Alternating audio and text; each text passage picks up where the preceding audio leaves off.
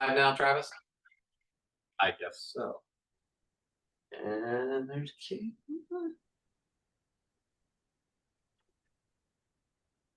And I'll admit him. Okay, the gang's all here. We got almost 20 or so. And I keep coming. I guess Travis is not letting anybody in anymore. Oh, maybe he is. All right. Are you on this, Travis? I guess he is. Okay. Well, Potato 2. Let's go. Father.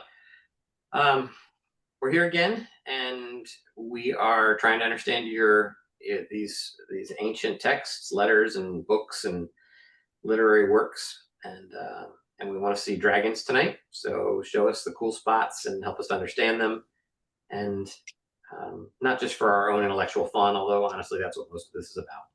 But we really actually would like to draw a little closer to you from this time that we spent, whether that's by using our minds or just by being together in this group. But we're hoping to connect to you better and to each other. So work in us for the time that we are spending together today. In Jesus' name we pray. Amen. All right. And apparently I'm getting a lot of texts. Let's find out if they're important to getting people online.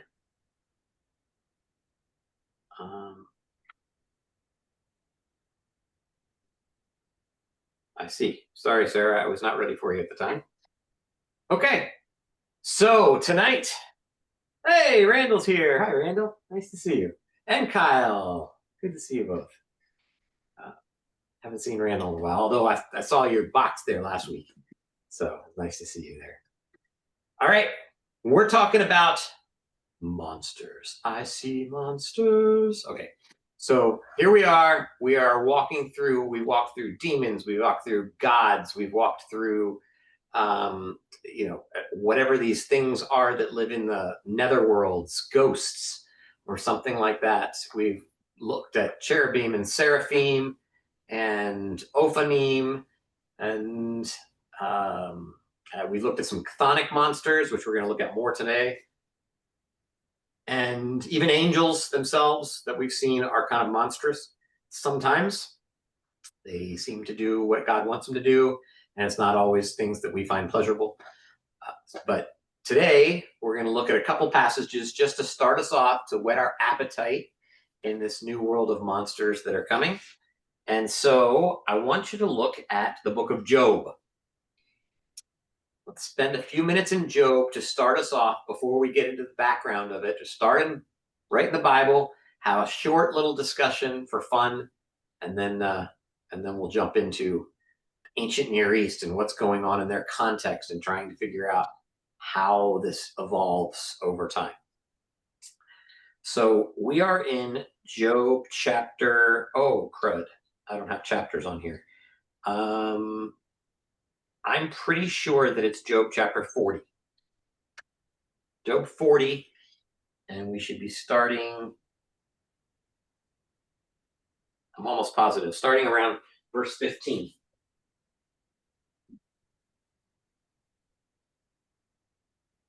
Look at Behemoth. Okay, that's the one. Woo, thanks. Job chapter 40, starting in verse 15. All right, who wants to do that? So like verse 24, 15 to 24 in a good, I don't know, a good old, strong Bible reading voice. Now nobody wants to do it because I gave it too much. Just read it. I don't care what it sounds like.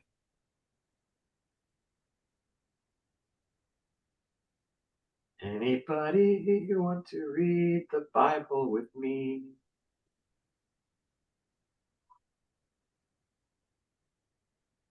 Behold now, Behemoth, which I made, as well as you. He eats grass like an ox. Behold now, his strength is in his loins, his power in the muscle of his belly. He bends his tail like a cedar. The sinew of his thighs are knit together. His bones are tubes of bronze. His limbs are like bars of iron. He is the first of the ways of God. Let his maker bring near his sword. Surely the mountains bring him food. and all the beasts of the field play there. Under the lotus plants he lies down, in the covert of the reeds and the marsh. The lotus plants cover him with shade. The willows of the brook surround him. If a river rages, he is not alarmed. He is confident, though the Jordan rushes to his mouth. Can anyone capture him when he is on watch? With barbs, with barbs, can anyone pierce his nose? Okay.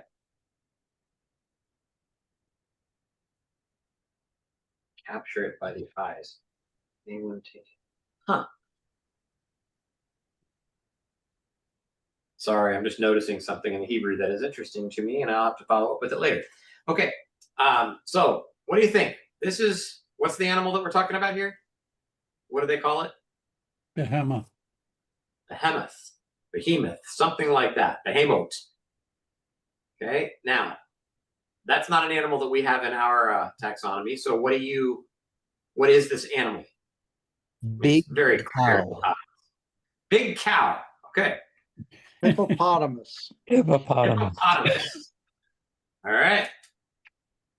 Now it's two different possibilities. Sea What else? creature.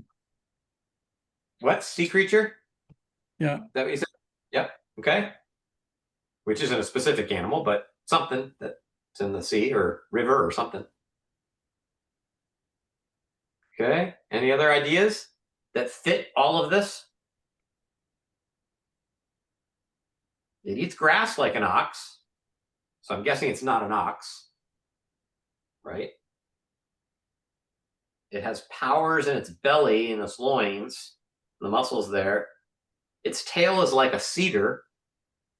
I don't know if a hippo or a giant cow is going to fit that one, is it?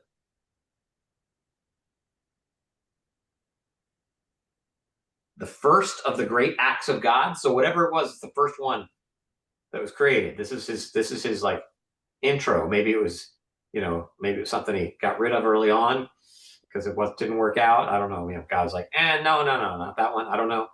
Maybe it's not something we have anymore. It's extinct. It lies under lotus plants, and other animals play around it.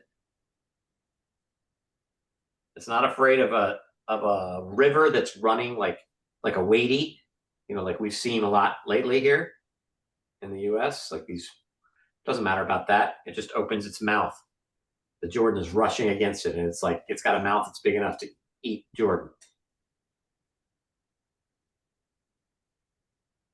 And you can't capture it. So does that fit any of our theories?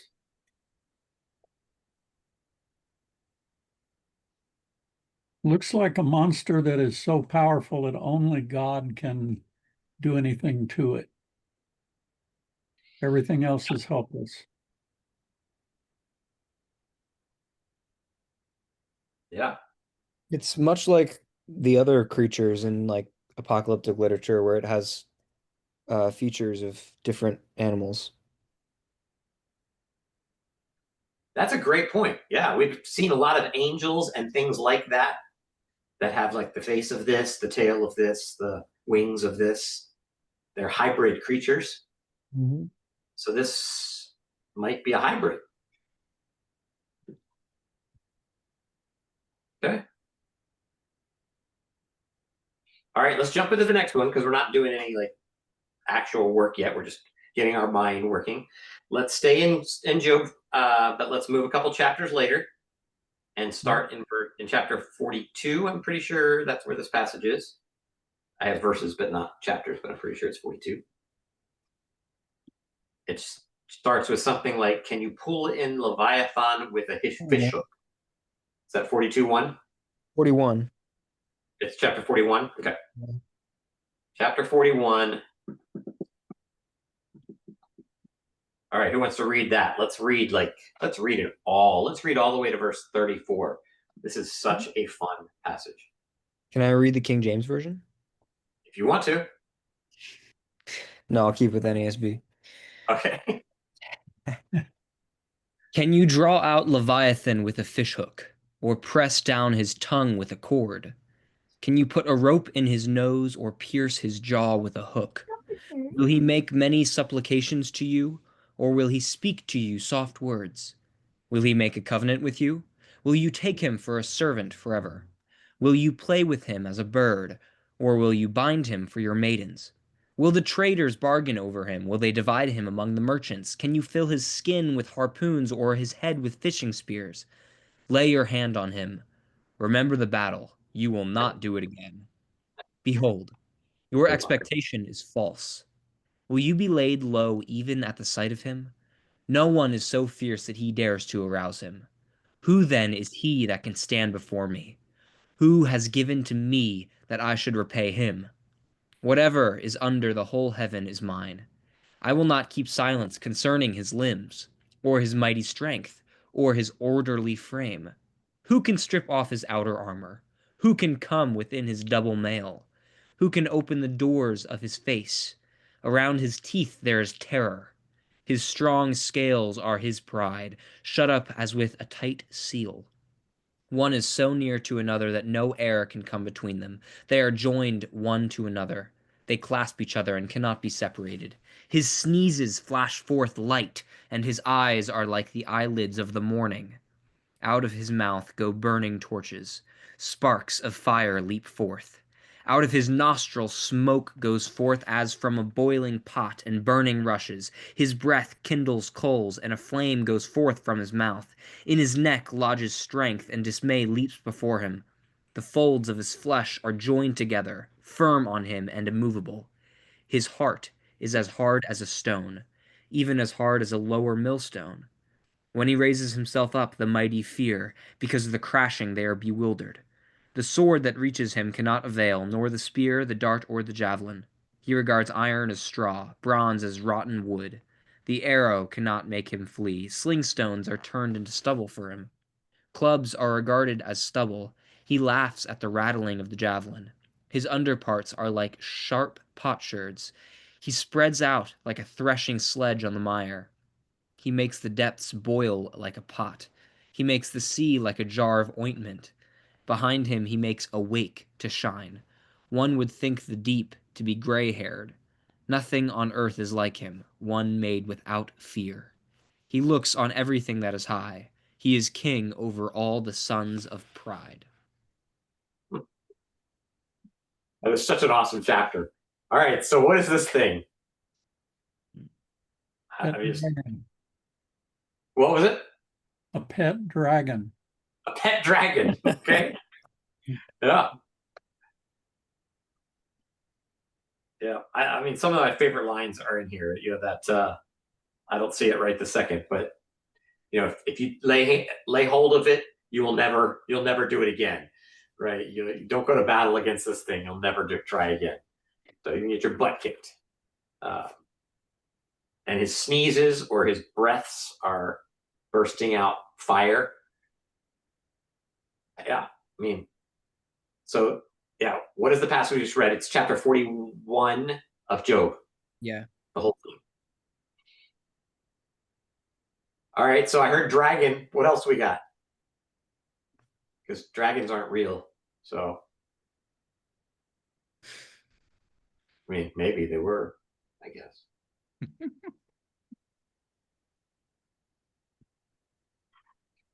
What else do we got?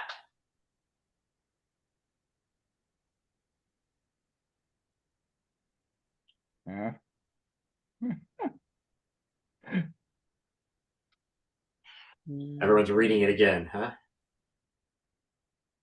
Well, I always heard back in the day that it was like a sea monster, like a big crocodile, or like a Loch Ness plesiosaur sea monster type thing. Okay. It's hearsay, not from the scripture. Yep. Did any of your translations say anything besides Leviathan or Behemoth from the earlier one? Like, did they go ahead and try and translate it as wild ox or, I don't know, crocodile, hippopotamus? Nope. Okay. Listen, What was that, David? New Life Okay. Version says crocodile. Yeah. Let's see. No, it just goes with Leviathan. Yeah. Okay, everyone, it's just Leviathan. All right. So no ideas what this is. So it's a dragon. That's what's everyone's best guess, or a giant crocodile, or a Loch Ness monster. So, I mean, I think all of those are pretend creatures, right? I mean, maybe. I mean, I guess there could be something in that particular Ness lock. Maybe. Who knows what's out there? All right, one more quick little passage. Oh, go ahead, Suzanne. Well, I missed the beginning, but like my translation says Leviathan in the actual text, but then the footnote says Behemoth. Like, which is the Hebrew word? Is Leviathan not a Hebrew word? Is that like or is No, it is. Behemoth? Like, okay, they both are. So which is the word used here, Leviathan or Behemoth? Chapter 41, it's Leviathan. Mhm. And chapter 40, Okay. it's so sometimes the Okay. notes will just tell you about these two together, Behemoth and Leviathan. Right. Okay, got it. Thanks. All right, but there's one more. Just since we're in Job, let's go ahead and look at this one last creature. This is in chapter 9. Chapter 9, verse 12. And then we're going to jump to the New Testament for a little while, and then we're going to jump back into the ancient Near East. We're going all over creation today to hunt down these animals, figure out what the heck is going on. All right, so chapter 9, I think it's in verse 12. It says, "Who can say to him, 'What are you doing?'" Mhm. Yeah. God does not restrain his anger. Even the cohorts of Rahab cowered at his feet. How then can I dispute with him? How can I find words to argue with him? Okay, that's not what let's see. All right, so we have these three creatures.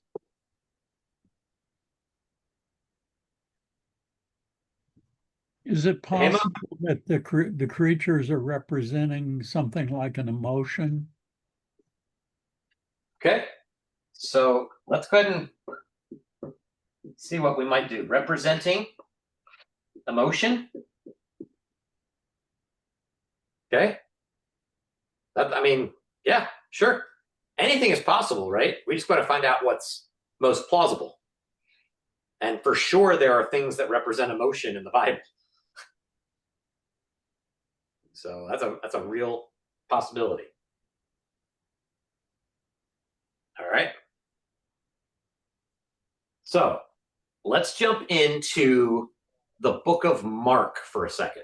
I just want to take you on a quick journey in the book of Mark, trying something a little bit new. Just kind of stick with me. So there's all kinds of incredible things in the book of Mark. You don't have to actually turn there, but it might help you if you're glancing at it. All the gospel writers are doing their own thing, right? They're all trying to tell you about Jesus, and they're doing it in different ways. So somebody might be, you may have heard it, somebody might be seeing him as the king, somebody else maybe as the servant, somebody else maybe as superhero, like they're all kind of representing him in different ways, and they do their fine job on it. So Mark is trying to show you this man Jesus on the margins. Okay, so you open up this in the book of Mark to some sort of a wilderness scene, and what we have is this someone that we're going to find out about, that you all know is Jesus, right? Is tempted to follow his own path. And like, what's he going to do? Which direction is he going to go? He's trying to present this new alternative kind of kingdom. And the question is, how is this kingdom different than the other kingdom, than the kingdom of the world that they understand? And that's the point of these theological biographies. So Gospels are theological biographies at best. Okay, they're not biographies, they're not histories in a plain sense. They're designed to paint Jesus in a certain way. Okay, in a correct way, a beautiful way, but how you paint somebody depends on what stories you tell about them. So he's going to show that this guy, whoever this is the new king. And then he's going to figure out a ways to tell you this story. So, and Mark is going to be the most, he's the shortest book, right? He's telling a story in the quickest amount of space. He's also the most, like, his transitions are like really quick, right? And almost disjunctive. Like if you watch the original Star Wars movies, you're just like, okay, now we're in a new place, completely new place. And there's no like nice little movement to it. It's just, here we go. We're in this new spot. That's Mark. Mark just keeps using the word like immediately, right? Like, okay, is Jesus like flying? So he's going fast. I'm just giving you a big picture of here's Jesus here, and immediately he was here, and then immediately he's here. Immediately, right? It just means the next thing he did, he's going quickly. And it begins by calling him by name, by title, right? Calls him the king, the anointed one, and by class, divine being, right? It's calling him the son. And then king again, maybe when he calls him son of God. You got to figure out what that son of God means there. Sons of God, of course, we've seen are like the Ben Elohim in the Hebrew text, but also sons of God are kings. So, you know, is it the supernatural class or is it king class? By the way, kings are always in a slightly supernatural class, right? So that the disjunction is not quite as clear as you might think. You think kings are human, right? Of course they're human, but they float above the ground, right? They're mediators between God and man. We'll do all that some other time. So John the Baptist is introducing this king and this divine son. And the new Israel's there. New Israel is Jesus. He's the new Israel. He is baptized in solidarity with old Israel, even though he doesn't need to be, right? This is his repentance, his change, his movement into this new kind of thing. He's going to go through the sea, like Paul talks about. He's going to be tempted in the wilderness, just like Israel was tempted in the wilderness. He's going to call 12 disciples, just like God brings out 12 different groups, right? Different tribes. He's going to tell them the kingdom of God is near. And then it's going to start moving, right? He's going to drive out an evil spirit. He's going to heal lots of people. He's going to heal leper. He's going to heal paralytic. If you're looking at the first few chapters, you're seeing all of this, right? They're all right there. He's going to talk about plundering the strong man, which is Satan. He's plundering Satan's house. So Satan's in charge, but he's broken in the door and he's starting to take stuff. He's taking it for it on his side now. More talks about putting together the apostles, a new Israel, and the kingdom is growing. He's going to give us a few talks about how the kingdom is growing. In chapter 4, he's going to rebuke the sea. Another demon-possessed man is healed. Dead person is going to rise from the dead. Okay, you get the idea. Like he's showing himself to be this kind of powerful, this kind of power. So the kingdom of priests, this old Exodus language for the kingdom of priests, is now, Israel. He's the new Israel, and he's the one who's going to have a power. He's going to succeed where all the old ones failed, where the old tribes who tried to do this right, they failed. And how does Mark want to show you that he has the power and that Jesus is going to succeed? Because at the end of his story, this Jesus is going to be killed. You guys know the story, right? You've been in Christian churches for a while, most of it. So he knows. So how is he going to show him as somehow being successful, as somehow doing the right thing? And what he's going to do is going to show you time after time throughout this book that he's going to beat up on whatever force of chaos is out there. Okay, so that's his job. Jesus is coming, and if there's a chaos thing, right, that's what demons are. They're constantly disruptive. He's going to send them out and bring back order. Okay, now that's the New Testament world.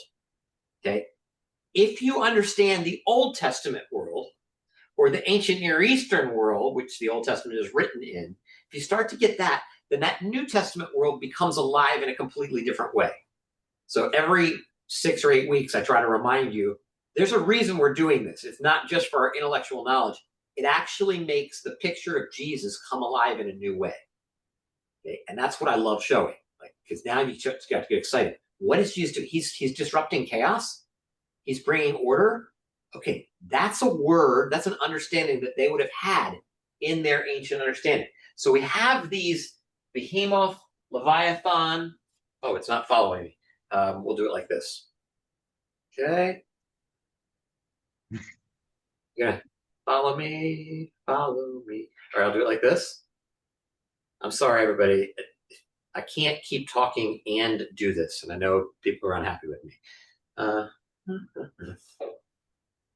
Please catch up to me, camera. Oh, camera, my friend. There we go. Yes. Okay. So we have Behemoth, we have Leviathan, we have Rahab, and we've got this triumvirate of chaos.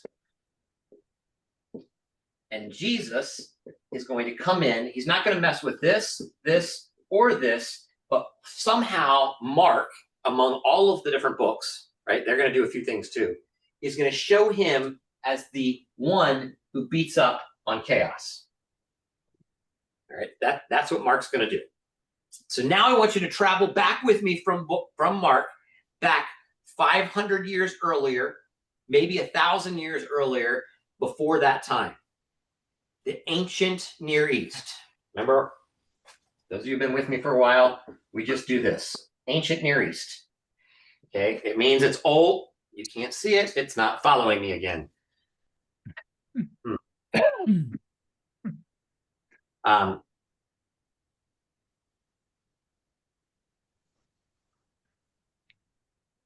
All right, I'll just stop writing on the board.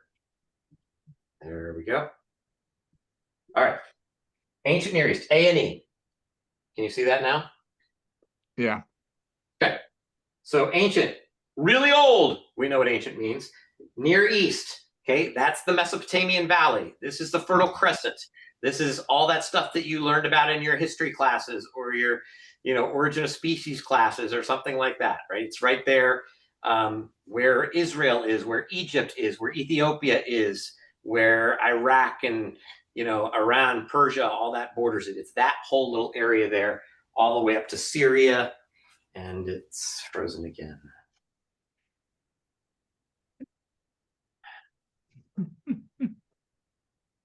I should just give up, shouldn't I?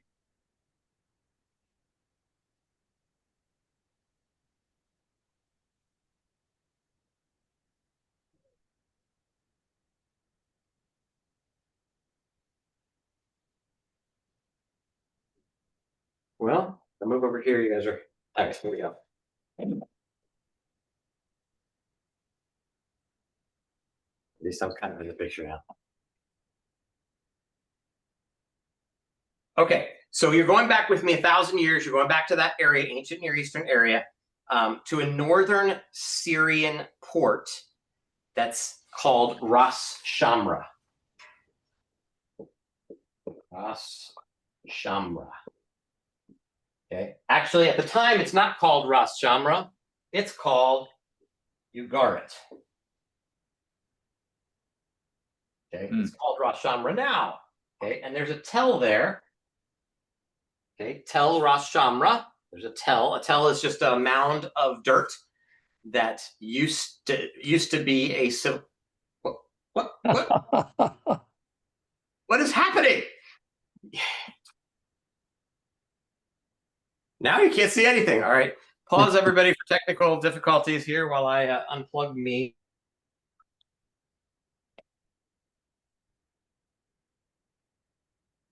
And hope.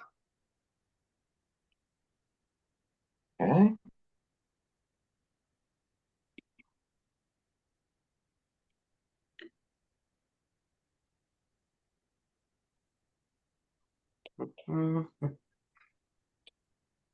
All right. Well.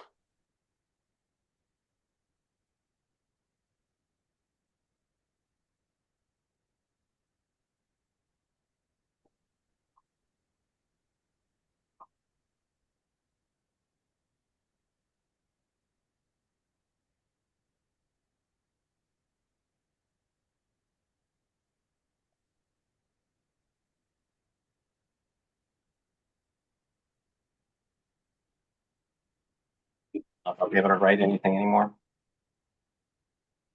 And now I have to look here too, huh?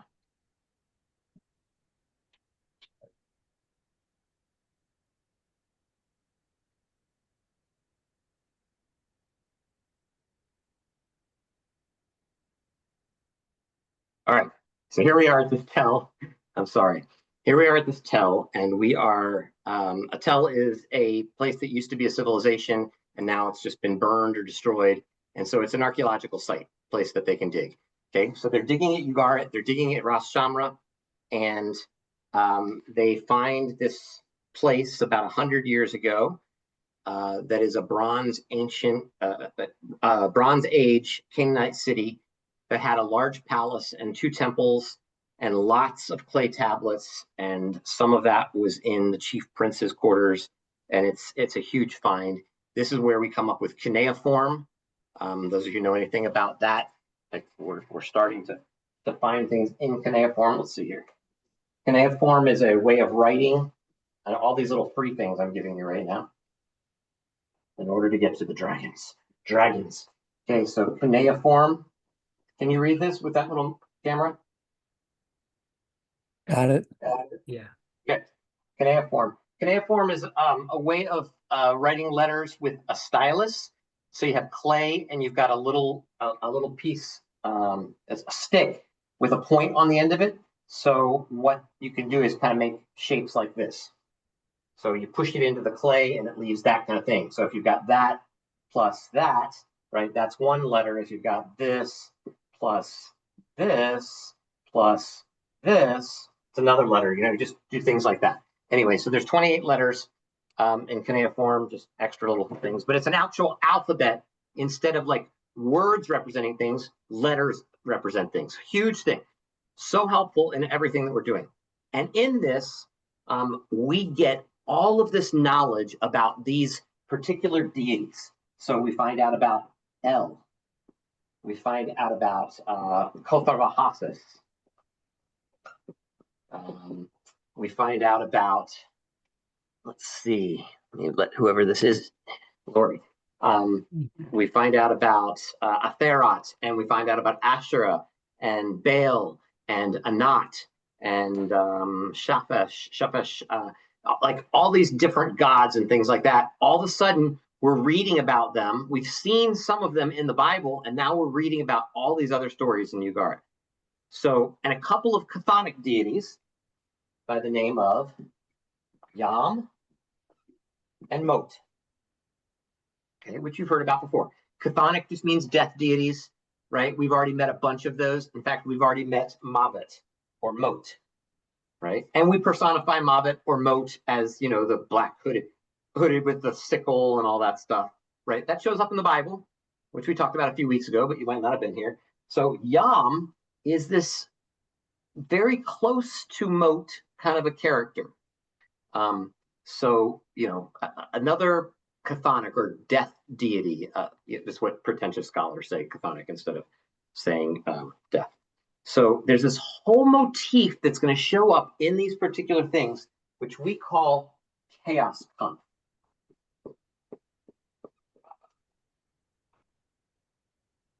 Okay, which is just a war, a battle, right? So it's a motif about chaos fighting. That's what's happening. And so there's a chaos versus order thing. I need to remember that you guys are looking at me down here. And it's always going to be like the gods of life versus the gods of death. And remember this always, the gods of life are the good gods, of course, but those good gods are the good gods of that particular society that's talking about them. Okay, so if another society is talking about them, those might become the bad deities. Does that make sense? So for instance, if I tell you that Baal is a wonderful superhero in most of these things, you would say, but Baal's a bad god. We know about that in the Bible, right? Well, yes, for Israelites, they don't like Baal because he competes with Yahweh. But for others, other Canaanites, they like Baal. He's a good god, fertility god, brings them rain, brings them everything that they need, a storm god. He's a good guy. In fact, he looks a lot like Yahweh in other texts, which is why Yahweh doesn't want other people to worship him. Okay? He doesn't like to be compared with anything, as you know. All right, so we've got all of these chthonic deities, still trying to get to the dragons, I promise, right? We've got, and this gets combined with like ghosts and shades and demons that are out there. They're all going to come together. Sorry. And outside the Bible, we've got a bunch of those things. Hopefully you remember them. Sorry, we've been talking about them for a long time. The Galu demon is in Assyria. Another world demon, a Hazu demon, is responsible for like jaundiced babies. Lamashtu steals children in birth and is like a carry-on bird that comes and takes them. Reshef, we've done just recently. They destroy infants as well. Pazazu is a human-like face, large wings. The king of the wind demons. Okay, you got all this stuff. Assyrian, Mesopotamian, Babylonian demons, all interested in the death of humans or chaos, and they're all going about it in different ways. So we just have different representations of things that are doing their own thing.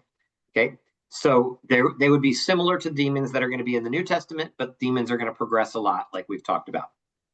Okay, all those kinds of demons are not only in the Ugaritic texts, they're in the biblical text. Well, not all the ones I just mentioned, but you've met Rabisu, and you've met Barad, and you've met Ketev, and you've met Dever. All these like gods, these just terrible creatures, whatever they are, going around and causing chaos. Okay, so now let's get to the Mot and Yam stuff, because this is where we start getting to the monsters that we're talking about today. Okay, Mot is the ultimate chthonic deity. Okay, he's the ultimate. I mean, his name means death. That's just what it means. It's death, and he appears to be a god of the netherworld, Sheol. Right. There's also another god, Sha'al, at that time. He lives in a city named Hamri. He's a place of darkness. Wherever he lives, it's often translated as pit. It's the pit. It's the abyss. Something like that. He's got a tremendous appetite. We talked about that. His mouth opens wide. He eats. He pulls people down into the earth, or he pulls people down into the sea. But he has a compatriot in the sea whose name is Yam, or her name is Yam. Okay, this is the goddess of the sea. And in fact, anytime that you see the word sea in the Bible, in the Old Testament, it's that word. It's just that Hebrew word Yam. Okay, so it's every time it's just going to be Yam.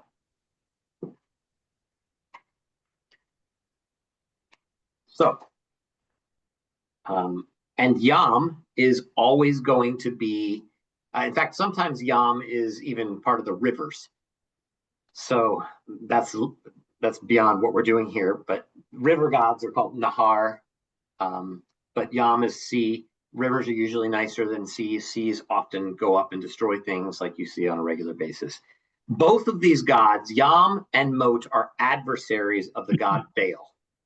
Okay, so Yam and Mot versus Baal.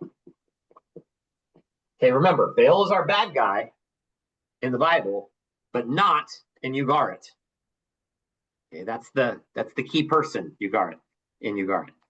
So this is part of the Ugaritic pantheon. He's the son of El. So El is at the very top of the pantheon, and Baal, at least in some of the stories, is his son. So there's a direct line. Okay, some of them. Other ones, he doesn't look like he's in the family, but is going to take over spots of that. Remember, not all of the Ugaritic myths speak univocally. You can put a myth in, and then you can create another myth anytime you want about something else. Hey, Jace. Yeah. Does Baal have a mother?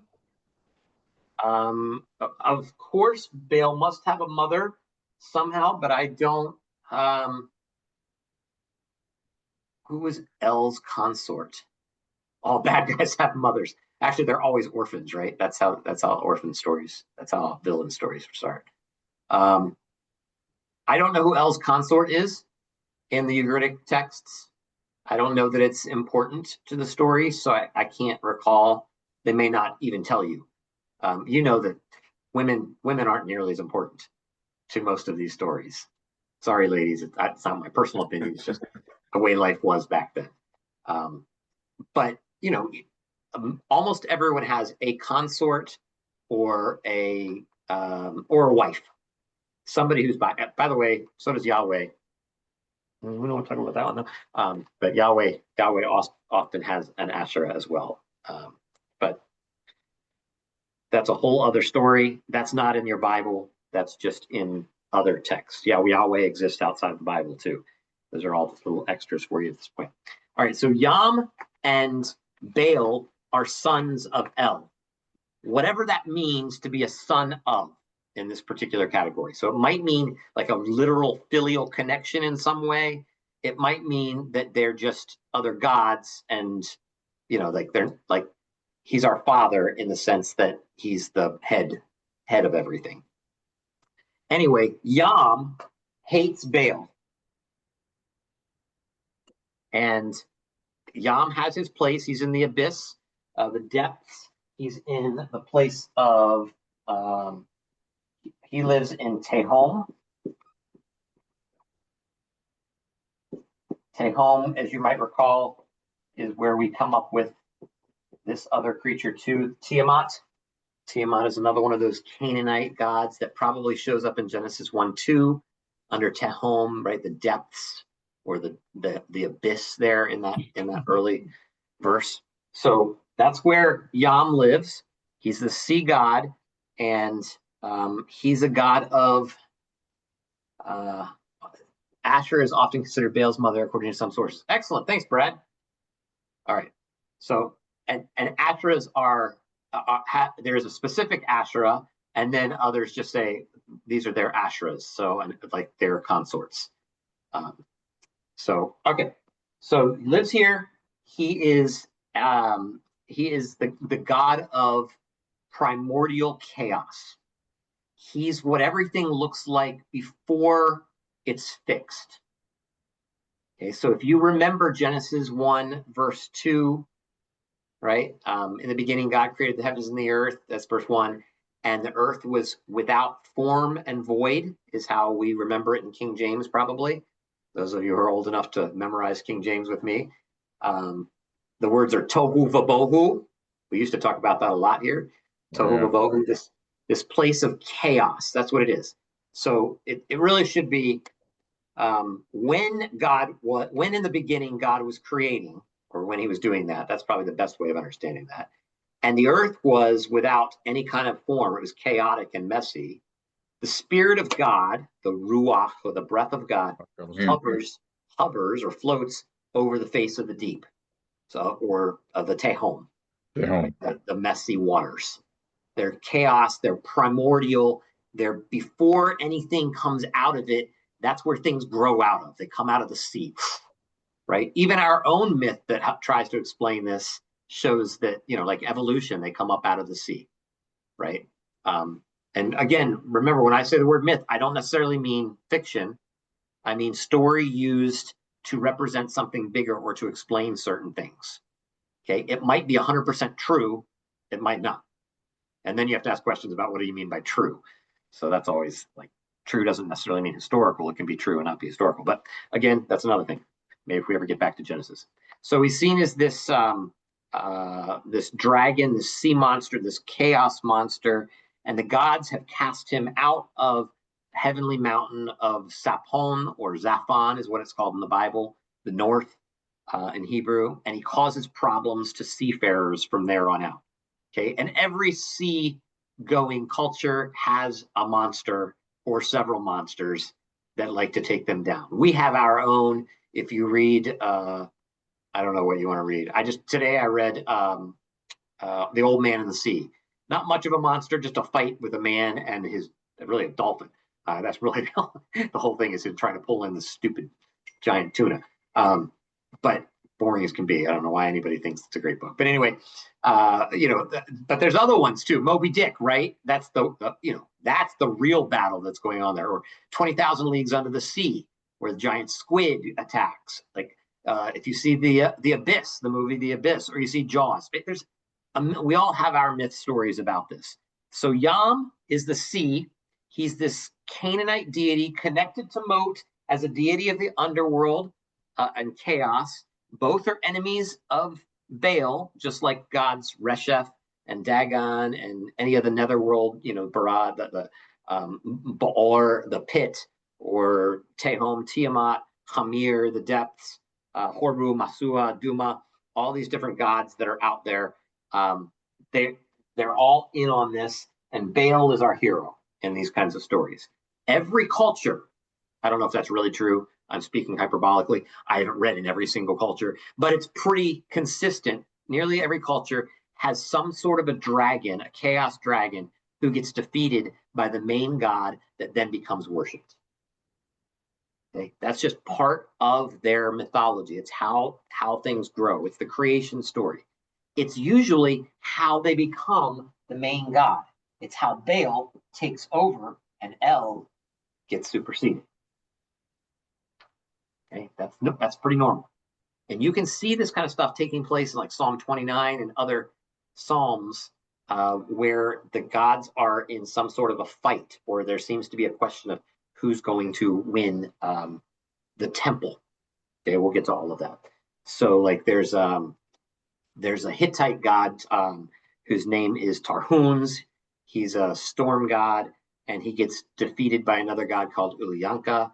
And Tarhuns gets advice from the Inaras, who trap the dragon by getting him drunk, and then Tarhuns kills him.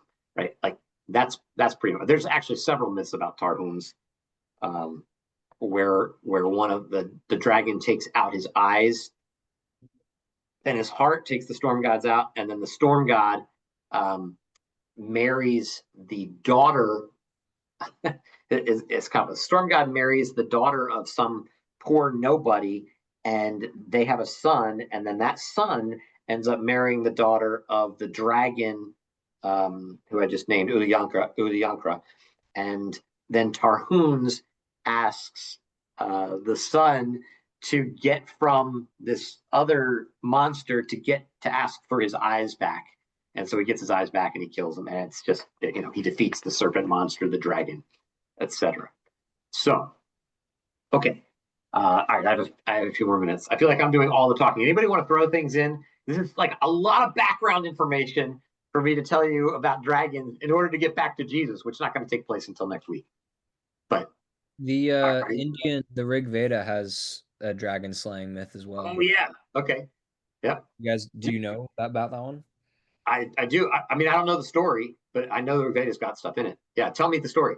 Well, it's the same thing. The main god, Indra, is a storm god, and he is called upon by the other gods to take out Vritra, which is the dragon. Okay. Like sea monster, not dragon, but sea monster type thing. And yeah, it's the Vritra is also identified as a snake and described in serpentine images. And yeah, also a common theme is they usually need a magical item. Those storm gods, or the big god, needs some kind of, I think in the Babylonian and the Ugaritic, both Baal and what's the Babylonian, Marduk, both lose the first time, and they need some help or some like artifact to help them kill the dragon for the next time. And that's true in the Indian myth as well. Their creation story. I think Marduk has a club that he has to go back.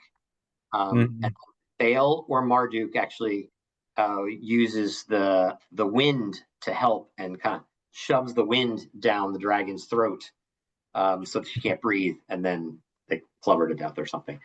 So all right, so so those are great. That's great.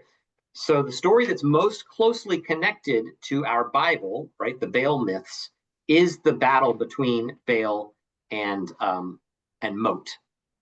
Okay, and Yam. Yam is in on this too, of course. So here's what happens. Yam, remember, Yam is the sea. Baal is our fertility god, storm god, right? The hero of everything. Yam, known for chaos, destructive effects, likely a servant of Mot, doing the job of Mot, death. That's the goal. Okay, so Yam wants Baal to be his servant. He gets permission from El to make that happen. Unfortunately, the great craftsman, the one who does all the building, Kothar Vahassis,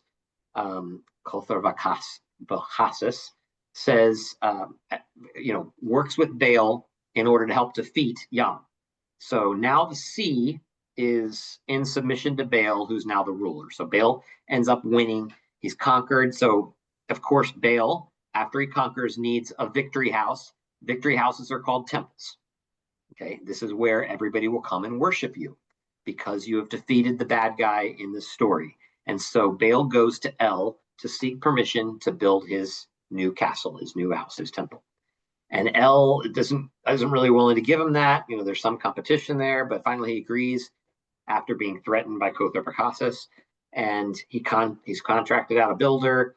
And while he's building, he gets attacked by this female god who seems to be an ally of Mot, and that slows down the progress. And then Anat, who is building, gets ticked off and attacks the female goddess, breaks her back. And then we don't know what happens next, actually, in the story because the tablet's really badly damaged.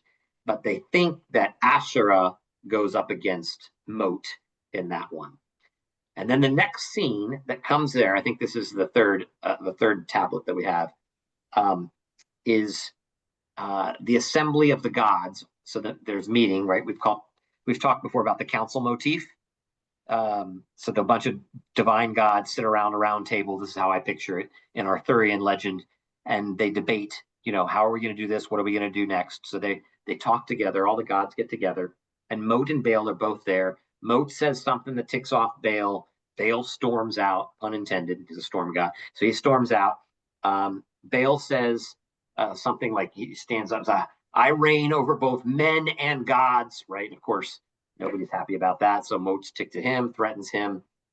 A messenger comes in and returns to Mot and gives him this reaction of Baal, in which Baal agrees to inevitably lose. Baal agrees to lose to Mot, to be eaten up by Mot. And so Mot, with his giant maul, remember his, right? He opens his mouth up, defeats Baal, eats up Baal. El and Anat, they mourn, and Anat attacks and destroys Mot.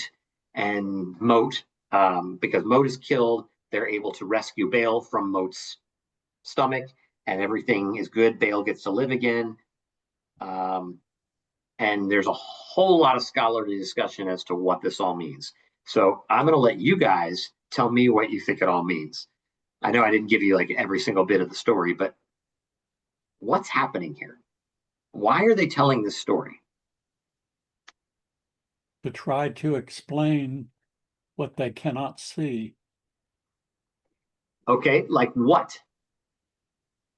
Well, the ancestors try to understand it, and they put together an understanding, and it grows like a fictional series would. Okay. Not necessarily untrue, but a story based on what they put together. Okay. And then as cultures interact with each other, they have to tell a story with how the loser of the interaction in the minds of that people group got defeated physically. Yep. Yeah. So your gods represent you, and that's how the god got defeated. So this is how we got defeated, or you might tell that story like that. Yeah, representation.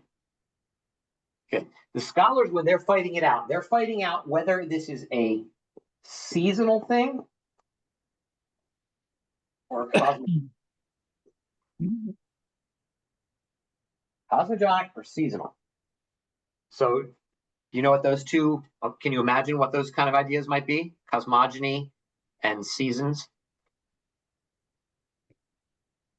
This is what they're battling about. This is well above all of our pay grades. I don't even need to. Well, the seasonal cycle would be, spring, summer, fall and winter. Right. Yep. And so Yeah, what's going on in the story? They had one of those on the early Disney thing. Okay. Chief Thunderthud and his daughter, Princess Summer, Fall, Winter, Spring. Oh, okay. Gotcha. All right. Interesting. I haven't seen that. All right. It's in the 50s. Okay, so the real question is, like, is this something that deals with the particular seasons, specifically, fall to winter and spring to summer? And in the fall, of course, things start to die. So, Baal, the fertility god, is now being eaten by Mot. And then in the spring, Mot gets destroyed and it comes back, right? You see the trees all the time. This happens because we don't live in a culture that we have to raise our own corn or anything like that. Most of us don't. But we see it in the trees. They're dead and then they come back to life. It's like, what happened? They're alive again. So this is the seasonal culture thing. Cosmogonic thing is, these are creation stories. So this story is actually the beginning of the world, or a re-beginning of the world, depending on how you're dealing with it. It's a temple building story. Okay, this is really important to realize when you're dealing with mythology, is that creation and temple are the same theme. Okay, that's really important. So when you see a temple, you're supposed to be thinking about new life. You're supposed to be thinking about what this God is bringing to this new world. Okay, so temples are the beginning of something. And you're going to see temples really early. Again, if we do Genesis next, we'll talk more about it. But you're going to see a temple as early as chapter 2. Okay, you might even argue chapter 1. Okay, because there's a whole 7-day thing going on that was huge in the way temples worked. There's a whole structure, a framework that's taking place that's going to lead us to a Sabbath rest. Why do you do Sabbath? Because that's the day of worship, right? All that stuff is coming. So it's a temple as early as that. Okay, so all right, I'm not gonna answer this question. I want us to see the dragons then, and I want you to see where would you take this naturally? Okay, so the people in the New Testament are living in this perpetual state of exile. Okay, and exile is the same thing as saying death. Okay, if they're not living in the pleasurable presence of God, they are in death. They're in a state of misery. And chthonic deities speak to that. Okay, so when you are in exile, you are in death. You're in a state of death.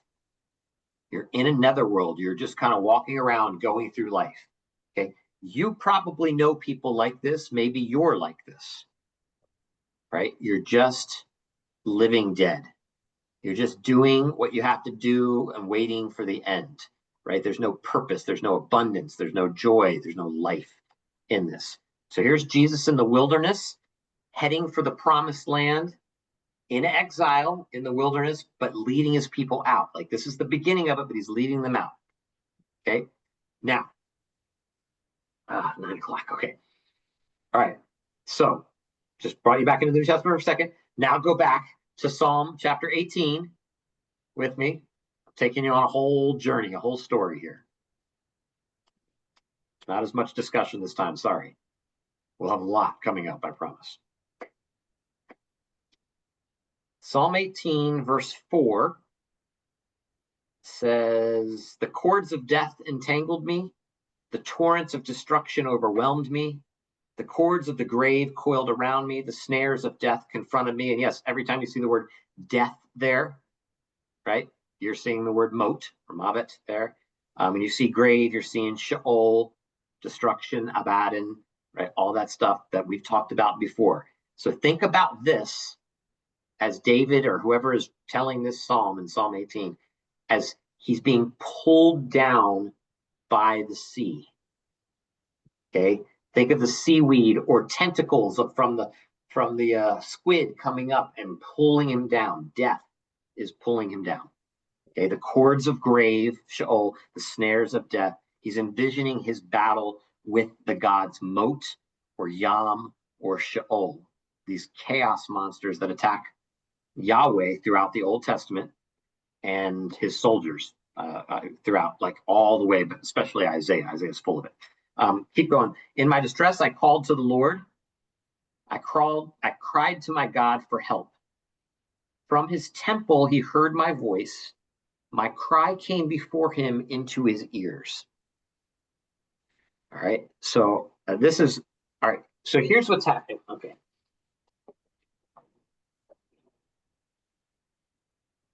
If you know the mythology, if you're following the Ugaritic myths, you understand the way that they think in their particular time. Here's what's happening. In my distress, whoever it is, he's being called, David is being pulled down. He cries to God for his help. Of course he does. And from his temple, he hears my voice. So Yahweh hears the voice of David from his temple. Normally, like that's not the way the myth usually works. Okay, the warrior usually hears the call from his dwelling, from the house that he lives in, maybe, but not a temple, because it doesn't have a temple yet. Remember, the way temples are built is after you defeat chaos. Then you become the worship, the God that's worthy of worship. You become the hero God. You're kind of a hero God, but now you're taking that big step. But right here, right, there's something else going on.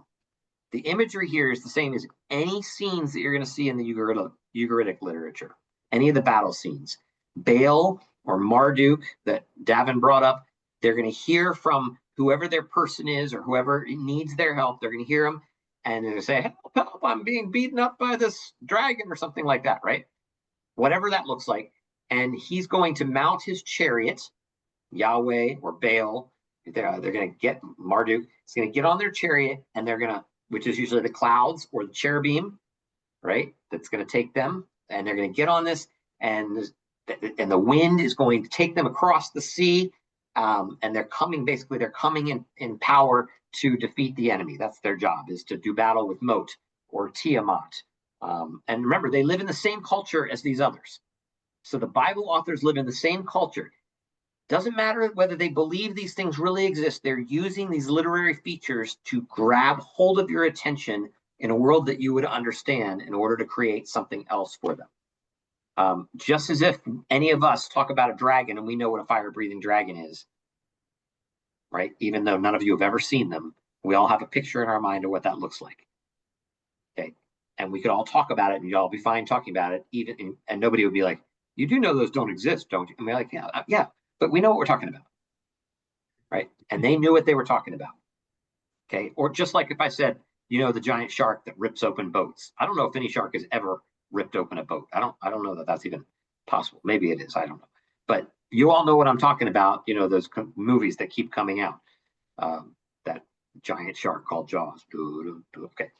Anyway, so the God comes. He defeats the forces of chaos, always represented by Leviathan Leviathan, the seven-headed serpent. He's got 7 heads in a bunch of passages. I'm going to show you all of this stuff next week, or Yam or something like that. And then the God gets his temple because he's been victorious in this. But Yahweh in this passage, right, I cried to my God for help. From his temple, he heard my voice. My cry came before him into his ears. Yahweh already has a temple, which is really cool. Like, it's almost like the author of Psalms is saying he's already victorious even before he fights the battle. It's like, I don't know if that's the intention, but it's kind of like a little snarky, like, the story. Everybody knows the story. Our God's already got this, right? He's already got a temple. He's defeated chaos before. He doesn't have to ask permission from anyone to build a temple. He's already got it. Okay, now, what do I got? Okay, so let me just read these next ones because I want you to see theophany, right? When God appears, it's not just theophany, it's also theomachy, right? God appears and he's going to war. He's fighting. And he's fighting against the dragon. He's fighting against chaos. And this is going to show up, again, next week, all over the Bible. Dragons are going to show up and God's going to come and he's going to kick their butt. Like, it's the coolest over and over stories. Okay. The earth trembled. This is verse 7. The earth trembled and quaked and the foundations of the mountains shook. They trembled because he was angry. Okay. When God comes near, the earth melts. You hear that in other Psalms, right? It trembles. Everything's happening. So they're trembling, they're shaking because God's coming near. And God's angry. I'm coming on warpath. My people need me. He's being pulled down into the depths, right? He's dying. I'm coming to rescue him. Smoke rose from his nostrils. This is Yahweh's nostrils. Consuming fire came from his mouth. Burning coals blazed out of it. So if you ever like have a picture of God as like a Santa Claus character, picture this sometimes. Okay, there's lots of different ways to picture God in the Bible. Sometimes as a hen who has wings that cover over, right? All kinds of different things. This one is a dragon, a fire-breathing dragon. He parted the heavens and came down like he parts the Red Sea. Dark clouds were under his feet. He mounted the cherubim, exactly like we've seen when we dealt with the cherubim before, and he flew. He soared on the wings of the wind. He made darkness, his covering, his canopy around him, the dark rain clouds of the sky. Maybe you're thinking, those of you who grew up at the same age that I did or older, right? Remember that song, "Oh, Worship the King," right? His canopy space, the dark thunder clouds, the storm, like all that, like, oh, it's such a cool song. Out of the brightness of his presence, clouds advanced with hailstones. Oh, hail, Barad. No, we won't talk about that. And bolts of lightning. Oh, remember that one? Sparks, fire, fire. Okay, Aish and others. And the Lord thundered, Yahweh thundered from heaven, the voice of the Most High, El. So this is Elyon, resounded. He shot his arrows and scattered the enemy with great bolts of lightning. He routed them. So that's arrows. He's throwing spears now. He's got lightning going, which is exactly the picture of Zeus, right? In Greek mythology, he's got his lightning bolt in his hand. He's ready to do. This is Yahweh. Yahweh is the same thing. The valleys of the sea were exposed. The valleys of what? Yam were exposed, and the foundations of the earth laid bare at your rebuke, Lord, at the blast of breath from your nostrils. So God rebukes the earth and it's laid bare. So basically, it scatters. At the blast of breath from your nostrils, again, the fire-breathing dragon thing. He reached down from on high and took hold of me, and he drew me out of deep water. So God is pulling him out. He's been pulled down. Now he's being pulled out. So God, the divine warrior, El Yahweh, right, is fighting this battle. He's rebuking the enemy. And by the way, when you see that word rebuke, it's in Hebrew, it's Ga'ar. Okay, so those of you with your pirate sounds, this is your chance, right? Ga'ar. Okay, so Ga'ar means rebuke, and it's with this rebuke like a blast of breath from his mouth. Right, that's the rebuke. Okay, super powerful. And when he comes, like when the rebuke happens, water flees, mountains crumble, people die. Okay, that's 9:10. Okay, I'm not going to be able to finish this cool story. All right, so I'm excited, but I got to stop. I want to take this somewhere because I want you to see this rebuke theme, and I want you to see this when God comes near theme, what happens all around. And so I have a list of verses here, or text, not just verses, like powerful, like a dozen different ones that I want to look at with you to show you that dragons show up on every page. Well, that's ridiculous. They show up a lot. Okay, they're not something that you just see once. Okay, this Yam, the sea monster, is going to get rebuked over and over again. And it starts as early as verse 2. Genesis 1:2, God is already defeating this chaos monster. Okay, this representative of chaos, that thing that goes against order, and he's bringing back order. All right, you guys get the last 4 minutes to say something, because I'll just keep going. When you said that about the God having the temple after he wins the battle, isn't that Genesis 1? He's beat to home at the very beginning. Yeah, that's exactly what's happening. Yep, and so he builds his temple right there. That's Genesis chapter 1 is the story of doing that. Yep, of putting his house in order or moving, maybe not his house. He's not building a house so much as he's building a home, right? Because not only does he want to build a place for himself, he's building a temple, right, which is a place where man comes in. So he's building it for mankind to come in. And mankind can't come into this world yet because the world is tohu vabohu. Yep. Right? And a world that's tohu vabohu looks like this.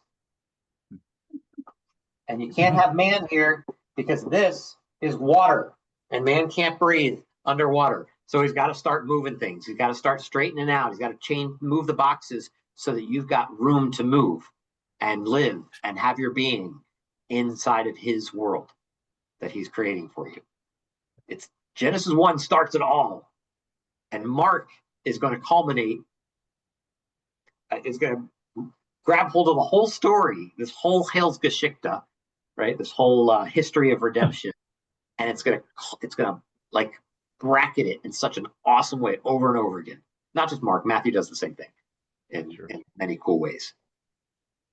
All right, so good point, David. Yeah, it starts in Genesis. What else? Anything else you guys got to say about this? What do you think about Reconcile. QAnon being an attempt to overtake the Bible version that we all believe in? What did you say is taking an attempt to do that? QAnon. The people that are spreading crazy stories about who's winning the global political conflict. Yeah, okay. I mean, I know what QAnon is. I was just trying to make the connection. You're say the connection one more time for me. Can that be a modern day attempt to displace the biblical canonical version? I mean, maybe so. I'd have to know more about their story, but that might be exactly what they're trying to do. I don't know. Yeah, it's a world I don't inhabit a whole lot, so. But the story. Unfortunately, I have a friend who has been suckered into that pit. And it's destroying his relationship with the church and the people. Yeah. Yeah, no, that is horrible. I'm sorry. Yeah, of course the story is going to evolve and it's going to change, having nothing to do with QAnon, but right, it's going to be updated to tell that same story. Like in the New Testament, you're not going to see dragons, not really, but you're going to see things that represent chaos in the same way. Okay, and in today's world, you're not going to see those things anymore. So, like for instance, in the New Testament, you have demons. Demons might represent that chaos. Okay, in today's world, people don't talk about demons. They're kind of like we kind of raise our eyebrows or roll our eyes at the idea of demons. Ask a psychiatrist about demonic possession; they'll be like, "Yeah, that's not it." Right? But we have new ways of thinking about mental instability and things like that that are chaotic or people with pathological addictions, things that keep them in the same spot. So this disruption of order, I guess, is the best way of saying it. So our stories keep going in new ways. I was trying to make a connection there with you, Tom. Sorry. I don't know if it went anywhere. Anybody else got anything to add to this? I always like how there seems to be this polemic, little digs, like you were saying, against the myths of the ancient Near Eastern world. It reminded me when Jews do their 3-year-old upshare haircuts for their kids, they've kind of got a chip on their shoulder when they do the final blessing of that ceremony. They say, "Ours is a magnificent heritage, and we will raise you to be proud in that faith," and that kind of thing. And it just reminds me that so many times we're so apologetic for claiming that Yahweh is God and that he's already seated in victory, and that he actually does undercut the worldviews of other religions. And I just like that play that happens not only in the verse that you said, but on other passages, like when they're taking pot shots at the other cultures during the Tower of Babel. These guys are using, tar and bricks instead of stone, and other magnificent, like I said, just taking pot shots the other cultures, I think